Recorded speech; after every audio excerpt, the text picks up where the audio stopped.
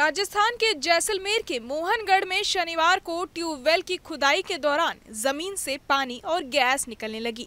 लगभग 3 दिन लगातार चली मशक्कत के बाद जमीन से निकल रहे पानी पर काबू पाया गया, लेकिन अब इस पानी को लेकर तरह तरह के दावे किए जा रहे हैं। ट्यूबवेल की खुदाई के दौरान अचानक जमीन धंसने से करीब 22 टन भारी मशीन से लदा ट्रक 850 फुट गहरे गड्ढे में धंस गया।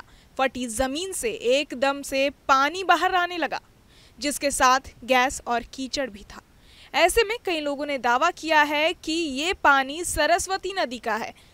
चलिए पहले जानते हैं कि कहां तक बहती थी सरस्वती नदी।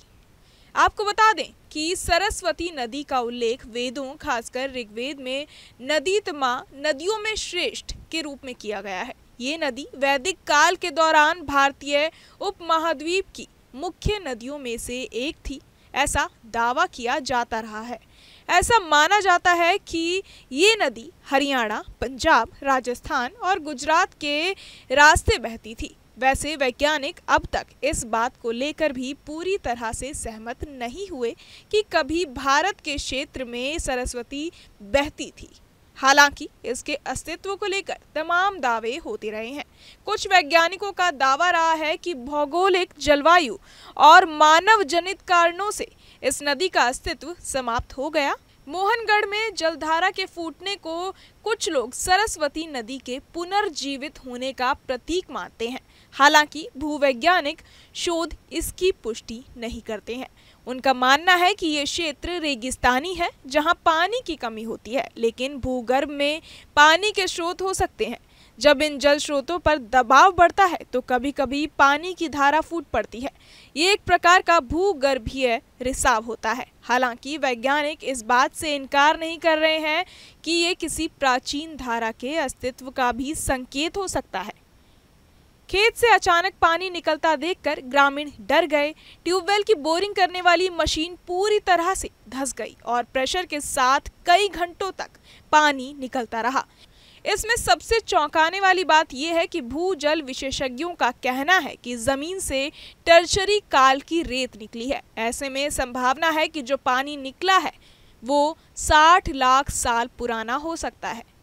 सोमवार को central ground water board IIT Jodhpur के साथ स्टेट ग्राउंड बोर्ड के प्रभारी व वरिष्ठ भूजल वैज्ञानिक नारायण इनखिया समेत अन्य अधिकारी मौके पर पहुंचे और वर्तमान स्थिति का जायजा लिया।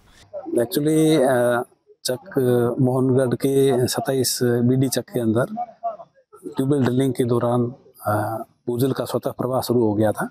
काफ़ी मतलब बड़ी मात्रा में भूजल का बाहर निकासी हो रही थी। एक्चुअली ग्राउंड वाटर के लिए बहुत ही सामान्य घटना थी।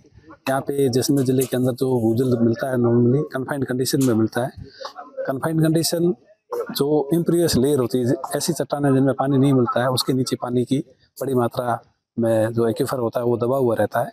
जैसे इन लोगों ने यहाँ पे ड्रिलिंग के दौरान उस एक्वीफर को टच किया ऊपर वाली कन्फाइंड कंडीशन को तोड़ करके, तो पानी प्रेशर के साथ ऊपर बहने लग गया। 2 दिन तक ये स्थिति रही थी, लेकिन आज वो स्टैटिक जो वाटर लेवल जो यहाँ का था उसको मेंटेन करने होने की वजह से यहाँ के पानी की आवक रुक गई है और फिलहाल यहाँ पे ऐसी कोई गतिविधि भी नहीं हो रही है जैसे लगता हो कि पानी और कई दिनों तक चलेगा।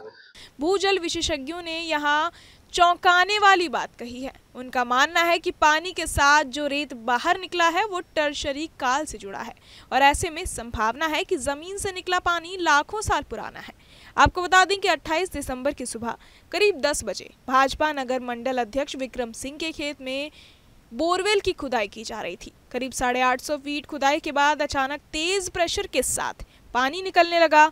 जमीन के अंदर से गैस भी प्रेशर से बाहर निकल रही थी, जिसके चलते पानी की धार 10 फीट तक ऊंची थी। किसान के खेत में पानी नदी की तरह बहने लगा। बहरहाल इस पूरी खबर को सुनकर आप क्या कुछ सोचते हैं, हमें कमेंट बॉक्स में जरूर बताएं और बाकी तमाम खबरों के लिए सब्सक्राइब करें न्यूज़ नेशन।